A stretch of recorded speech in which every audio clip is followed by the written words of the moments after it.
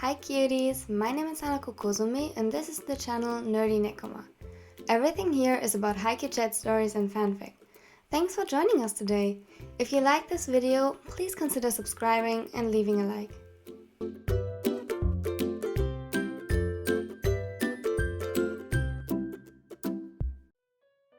And with that, welcome to today's video, or in other words, the Bottoms Get Nightmares Part 5. Today's video features MatsuHana, AsaNoya and SemiShira. I'm very happy to be back here, even though my heart was just right now destroyed by watching anime. What else could it have been?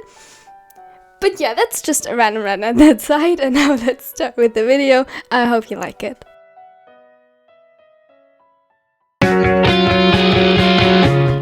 Have you ever had struggles finding good Haikyuu merch or anime merch in general? Because I for sure did. It can be hard. But this shop offers amazing merch.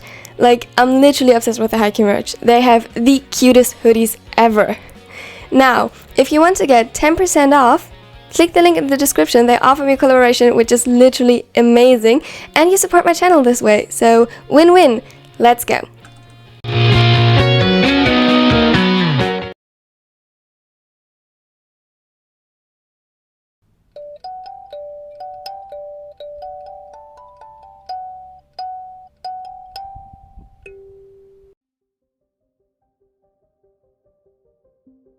Atsukawa-san.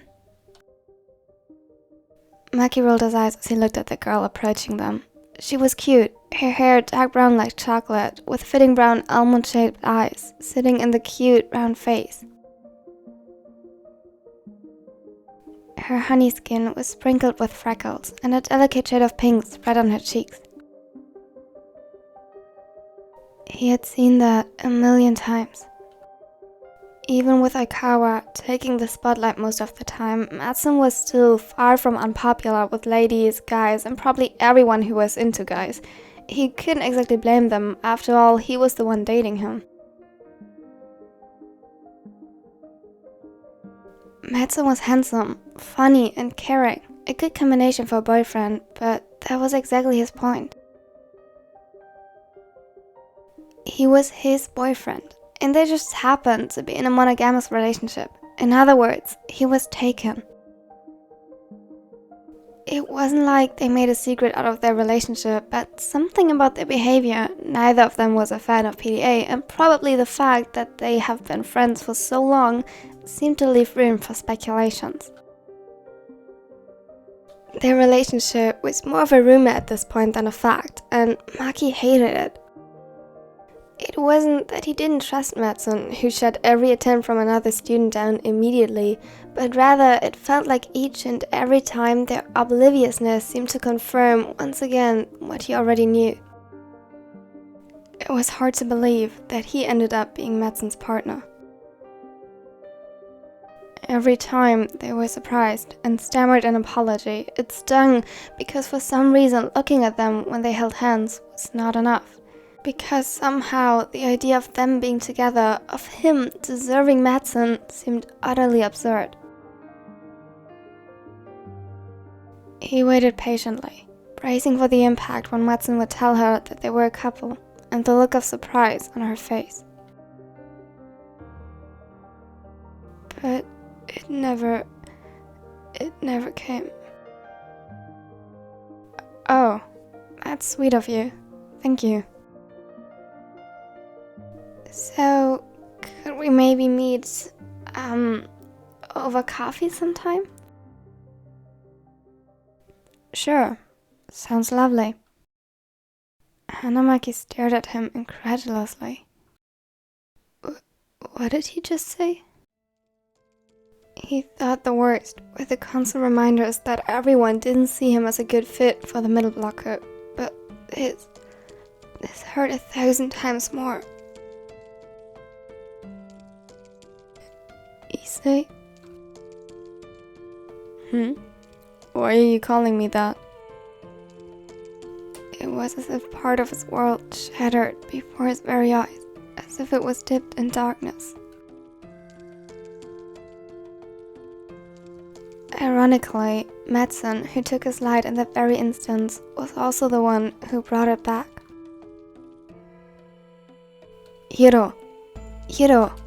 Come on, wake up. He felt a gentle touch on his cheek, tender fingers caressing the wet skin. What? The pieces slowly puzzled together when he opened his eyes and found himself sobbing silently. He hadn't even noticed. Tears ran down his cheeks freely, but Madsen was there to wipe them away. Hey, it's okay. It was just a nightmare. His words were as soft as his touch, though he slowly pulled his hands away. His eyes were filled with a hint of insecurity and uncertainty, as if he didn't know what to do. Hanamaki made the choice easy for him by whispering his name and reaching out to the toddler. Issei. I'm right here. He accepted the hug and soothingly stroked his back. Do you want to talk about it? He shook his head slightly. Don't give him ideas. If you point out to him what an uneven match you two are, he will probably want to leave. You sure? He didn't trust his voice yet and just nodded. Okay. The middle blocker shifted them into a more comfortable position and held them for the rest of the night.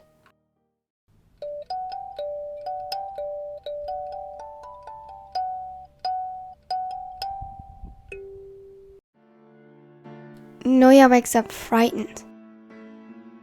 His eyes searched the room frantically, searching for the monster.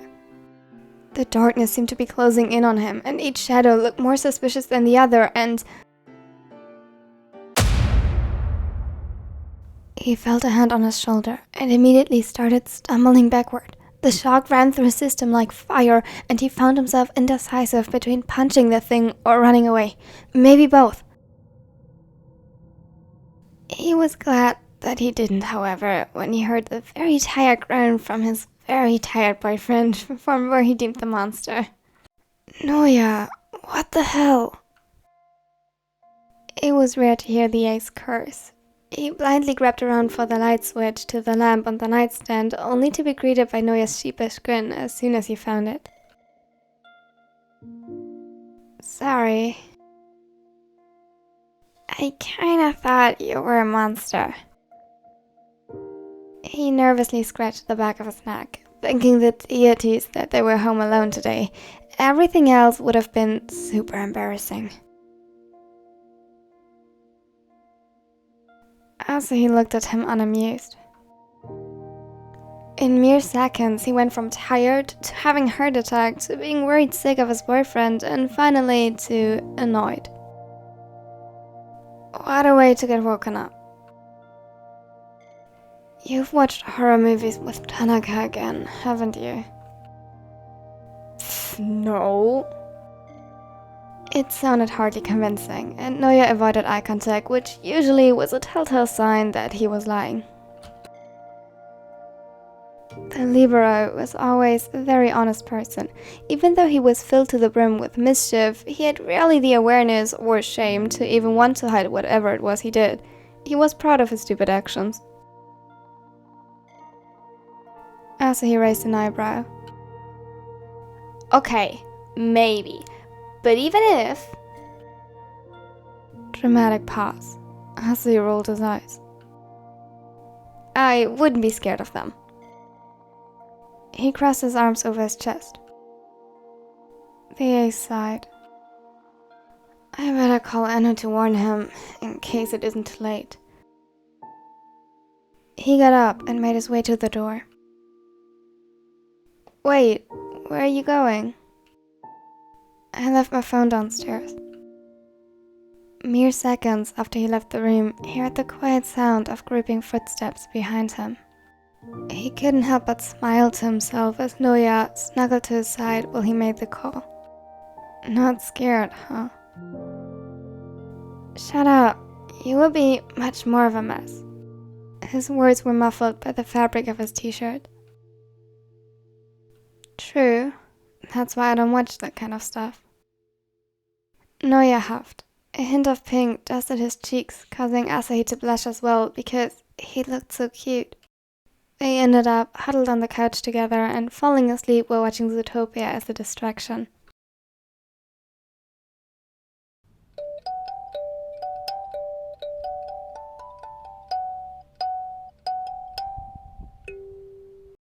Semi stared at Shirobu's back on their way to school. The other hadn't even noticed that he wasn't by his side anymore and just continued on his way, looking like a zombie. The third year was just a few meters behind him, watching him with growing concern. It wasn't like he hadn't seen this before. In fact, it happened every time exams came around. That didn't ease his worry though. If all, the clear pattern, even though it made it predictable and gave an explanation, made it worse. This wasn't just a one-time thing that could easily be resolved. It was a flaw in Shirobu's mindset, an unhealthy habit he picked up over the years after time and time again putting way too much pressure on himself. He used to think of him as an annoying know-it-all, an overachiever who didn't know when to stop and was arrogant due to his high scores. Back then, he even thought that this came easy to him. It wasn't until much later, when they became something like friends, mutual respect was probably a better expression for it, that he noticed the inconsistencies in his theory. He had watched with growing concern how destructive he could be to himself, all while catching feelings for the stubborn setter. Not that he was any better. He smiled to himself at the memory. Oh, how frustrated he would get with the younger for not taking his health more seriously, and with himself for always ditching the question of why he cared so much. And while that issue had obviously been resolved, if not without complications, Shirobu's bad habits hadn't. Every confrontation ended in an argument. He knew that getting worked up about it wouldn't solve this, and it only intensified the heat, but he couldn't help it. He didn't know how to get through to him. Usually, Shirobu was fairly calm and collected and responsible, and most of all, a reasonable person. So logic would be the way to go. Except, in this case, it was different. All he could see in Shirobu's eyes when they argued was a thin layer of rage, covering the frustration and fear. He didn't know how to make him understand that it was okay to slow down, that he would succeed without the stress, and that all this wasn't worth it if he worked himself to death.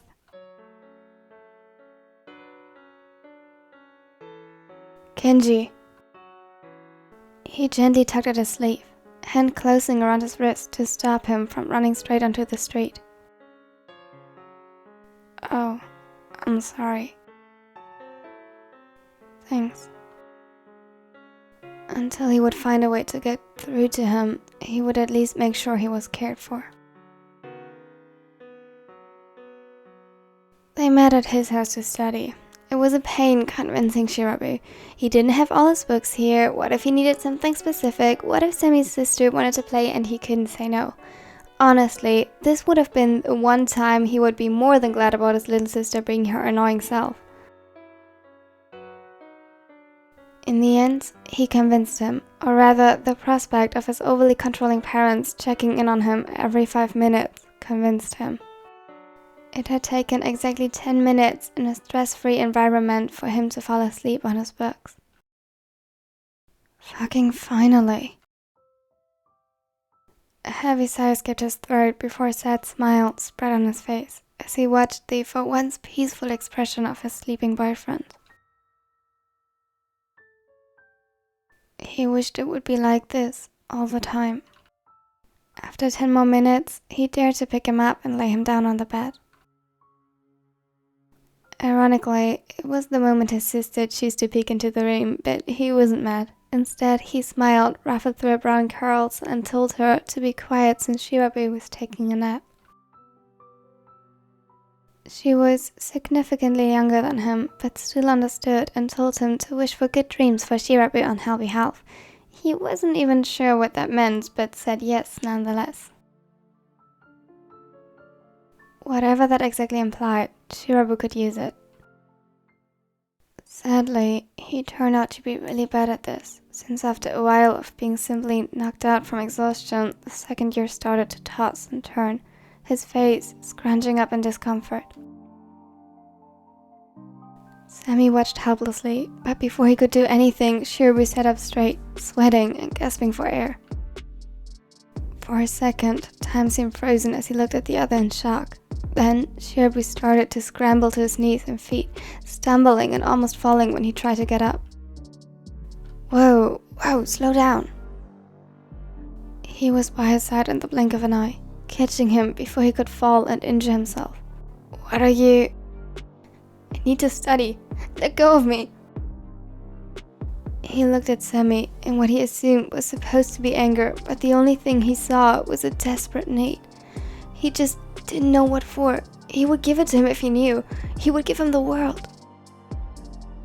Please, slow down. You need to rest. No, I don't. I need to study. He put emphasis on the need and still fought weakly against his grip. Semi just held him, debating what to do, and before he could decide, Shirabu let himself fall right back into his arms. Please, don't make me go back there. He hated how meek he sounded. Back where? My dream. He laughed bitterly. No matter how much I study, whenever I close my eyes, I see myself failing every exam, every single one, over and over again. It is never enough. Semi held him tighter, back to chest, as he felt the slight shiver running through his boyfriend's body. In that case, isn't it more important than ever to take a break, if you can't win by studying? Shirabu said nothing, but Semi could hear the silent protest in his stiffening posture, the way his eyes narrowed and his jaw clenched. You need to break the cycle. The words were barely more than a whisper, but they seemed to throw him off. I'm not asking you to sleep, just rest. We can cuddle or watch a movie, and I will be by your side the whole time. A long moment of silence, in which Shirabu's eyes glanced to his books time and time again. To Semi, it was nerve-wracking. He knew that theoretically, he couldn't make him take a break. Okay. A small gasp, a sound of utter relief escaped his mouth, and the tension in his body subsided. Thank you. A small smile tugged at the corners of Shirabu's lips. Shouldn't I be saying that? Semi laughed, his heart light with relief. How about I show you that new song I'm composing? I'd love that. He did, but as expected, Shirabu didn't last long, no matter how much effort he put into fighting the sleep. This time, Semi followed him to bed, hoping that cuddling would somehow keep the night terrors away. He fell asleep too soon to confirm its effects, but when he woke up again, Shirabu was still in his arms and not hovering over his stupid book. There was no sign of tension on his face. The older gladly snuggled closer again, enjoying this rare moment of comfort in times like this.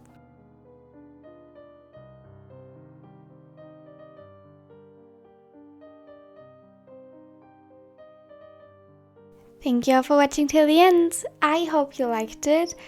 I'm really excited for the series, even though it's just two more parts and we're through with this. Yay! However, the next part is not planned for tomorrow. Actually, the next part, the video I want to upload tomorrow is the next part of the Top Skits 6/Injured series. I'm very excited for that one too, even more because it gets kind of angsty. I hope you're in for that, and if you like this video, consider leaving a like because it really helps my channel grow, and if you don't want to miss out on anything in the future, consider subscribing because you are awesome and it would be awesome to have you here. And now I hope you have a wonderful and amazing day.